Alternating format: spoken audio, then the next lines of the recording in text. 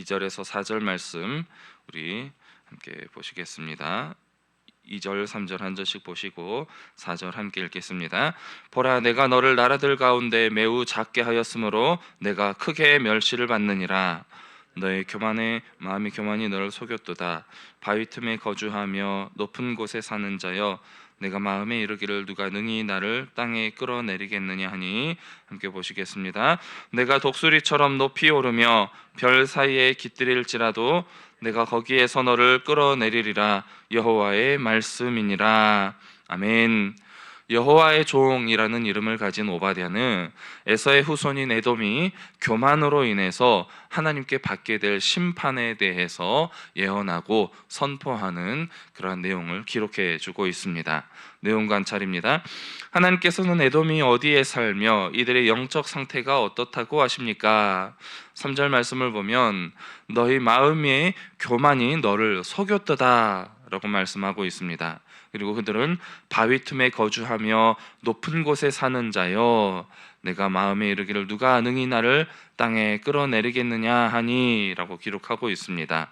그들의 마음이 자신을 속여서 하나님보다 높은 자리에 오르려고 하는 교만한 상태에 있으며, 그들이 또 바위 틈에 거주하며 높은 곳에 살면서 스스로를 높이고 안전하다 여기는 곳에 스스로를 감추며 누가 능히 나를 대적할 수 있겠느냐라는 그러한 교만의 모습을 보여주고 있다는 것이죠. 하나님께서는 에돔을 어떻게 하실 것이라고 말씀하십니까? 4절과 8절 말씀을 보면 내가 독수리처럼 높이 오르며 별 사이에 깃들일지라도 내가 거기에서 너를 끌어내리리라. 여호와의 말씀이니라 라고 기록하고 있습니다. 네가 어느 곳에 있든지 어느 곳에 숨든지 하나님은 반드시 그들을 찾아내며 반드시 교만을 심판하시겠다는 것이죠. 8절에서는 또 여호와의 말씀이니라. 그날에 내가 에돔에서 지혜 있는 자를 멸하며 에서의 산에서 지각 있는 자를 멸하지 아니하겠느냐.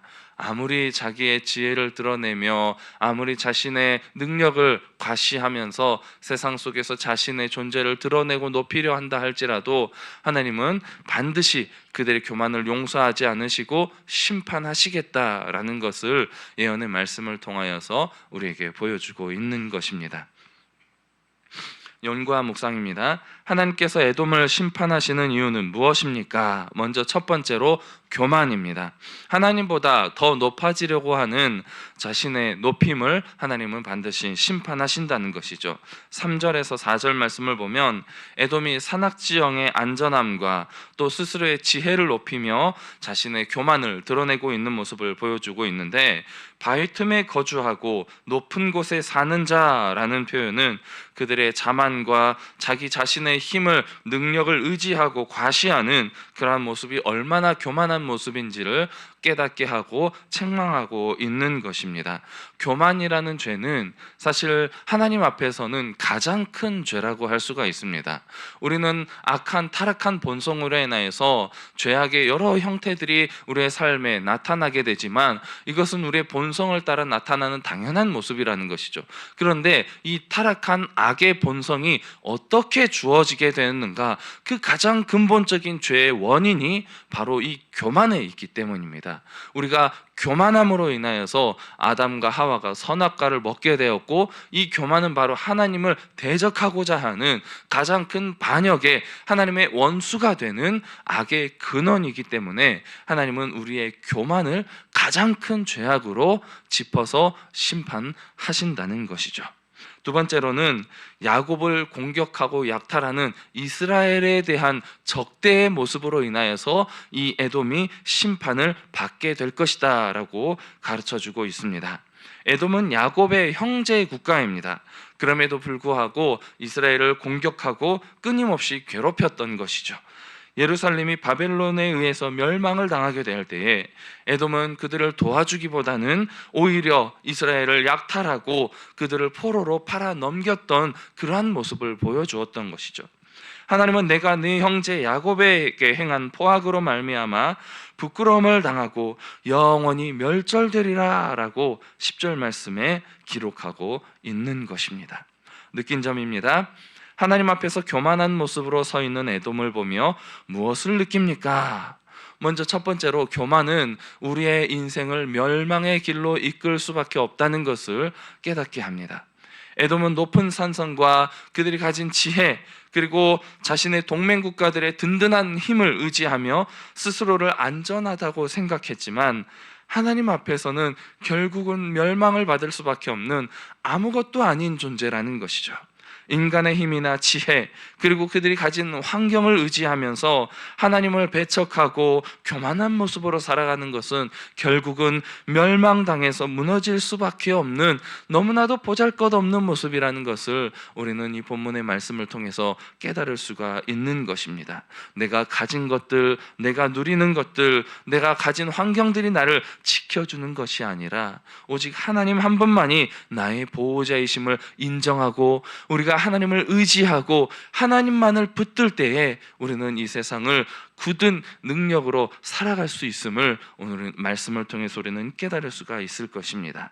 두 번째로는 우리의 형제를 향한 악한 행동은 하나님 앞에서 큰 죄악이라는 것을 우리가 또한 깨달을 수가 있습니다.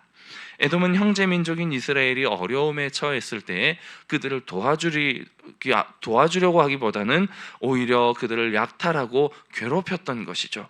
하나님은 이러한 형제에 대한 배신과 폭력의 모습을 결코 그냥 두지 않으시고 심판하신다는 것입니다. 이것은 오늘날 우리가 이웃을 사랑하지 않고 오히려 이용하려고 하거나 그들을 무시하거나 괴롭히려고 할 때 하나님 앞에서 아주 큰 죄가 된다는 것을 우리는 깨달을 수가 있습니다. 이웃을 향한, 형제를 향한 태도는 하나님 앞에서 너무나 중요합니다. 무관심도 우리는 때로 하나님 앞에서 죄가 될 수가 있다는 사실을 잘 기억해야 할 것입니다. 결국 무엇입니까? 하나님은 율법을 통하여서 우리에게 가르쳐 주신 하나님을 사랑할 것과 이웃을 사랑할 것, 이 계명의 가장 큰 두 가지의 강령을 우리가 어떻게 지키고 따라야 할 것인지를 에돔을 향한 심판을 통하여서 보여준다는 것이죠. 교만은 하나님을 사랑하지 않고 하나님을 대적하는 행위가 되는 것이고, 이웃을 괴롭히는 것은 이웃을 사랑하라는 하나님의 율법에 정면으로 대적하는 행위가 되기 때문에 우리는 교만과 이웃을 향한 폭력을 그치고 하나님을 향한 사랑과 이웃을 향한 사랑을 실천하기 위해서 힘쓰는 삶을 살아가야 한다는 것을 오늘 본문 말씀을 통해서 우리가 깨달을 수가 있을 것입니다. 적용입니다. 내가 교만한 태도로 인해 관계나 상황의 어려움을 겪은 적이 있다면 언제입니까? 다니엘 4장 말씀을 보면 느부갓네살 왕의 이야기가 나오는데, 느부갓네살 왕이 바벨론의 큰 제국을 건설해 놓고 하나님 앞에서 교만한 모습을 보임으로 인하여서 그가 총명함을 잃어버리고 들짐승처럼 들에 나가서 방황하며 짐승과 같은 모습으로 살아가게 되었던 모습을 우리가 볼 수가 있습니다. 그러다가 결국 어느 날 문득 하나님의 위대하심과 하나님의 존재를 깨닫고 하나님을 높이고 하나님을 인정하게 될 때에 그에게 총명이 돌아와서 다시 왕의 자리로 돌아오게 되는 모습을 우리가 보게 됩니다. 또 사도행전 12장 말씀을 보면 벌레에게 먹혀 죽게 된 헤롯 왕에 대한 이야기가 등장합니다. 이스라엘 백성들 앞에서 큰 연설을 한 이후에 그 연설을 듣고 이스라엘 모든 백성들이 와, 이것은 사람의 목소리가 아니다, 신의 목소리다 라고 하면서 헤롯 왕을 칭송하면서 높일 때에 그가 이 자신을 찬양하는 모습을 보고 하나님을 향해서 영광을 올려드리지 않고 자신의 영광을 드러내며 자신을 스스로 높이려고 할 때에 하나님은 그의 교만한 모습을 보시고 그 자리에서 벌레에게 먹혀서 죽게 만드는 모습을 보게 됩니다. 이렇게 우리가 인생을 살아가는 동안 하나님을 높이지 않고 스스로를 높이고 스스로를 드러내고 내 자신을 자랑하고 교만한 모습으로 살아갈 때에 우리는 먼저는 하나님과의 관계가 깨어지게 되고 하나님 앞에서 멸망받고 벌을 받는 그러한 모습으로 설 수밖에 없다는 것입니다. 하나님과의 관계가 끊기게 되면 그 다음에 우리 이웃과의 사람과의 관계도 결국 무너지게 되고 깨어질 수밖에 없다는 것을 말씀은 늘 우리에게 가르쳐주고 있는 것이죠. 결단입니다. 교만함을 버리고 주권자이신 하나님만 겸손히 섬기기 위해 무엇을 실천하겠습니까? 교만은 결국 하나님을 대적하는 것이고 또 우리 이웃을 사랑하는 이 사랑을 가로막는 것이라고 말씀을 드렸습니다. 우리는 이 교만함을 버리고 먼저 하나님을 예배하기 위해서, 하나님과의 관계를 회복하기 위해서 가장 먼저 힘써야 할 줄로 믿습니다. 오늘 하루의 삶을 통하여서 늘 하나님을 의식하시며 어떠한 상황이 오든지 하나님의 영광을 드러내기 힘쓰며 내 자신을 낮추고 겸손한 모습으로 살아가 보시기를 바랍니다. 내가 가진 것들, 내가 가진 능력들을, 내가 가진 환경들을 드러내고 자랑하기보다도 하나님의 높으심을 드러내며 이 모든 것을 베풀어 주신 하나님의 은혜에 감사하며 살아가시기를 바랍니다. 그리고 이웃을 사랑하시기를 힘쓰시기를 바랍니다. 교만함으로 이웃을 향하여서 입으로 범죄하여서 비방하고 험담하지 않게 하나님 내 마음과 입술을 지켜주시옵소서. 나의 행동을 지켜주시고 이웃을 사랑할 수 있는 은혜의 마음을 허락하여 주시옵소서. 하나님을 사랑하는 가장 큰 행위가 무엇입니까? 바로 하나님의 이름을 높이는 예배입니다. 이웃을 향한 가장 큰 행위가 무엇입니까? 바로 이웃을 향한 복음을 전하는 것입니다. 예배와 전도입니다.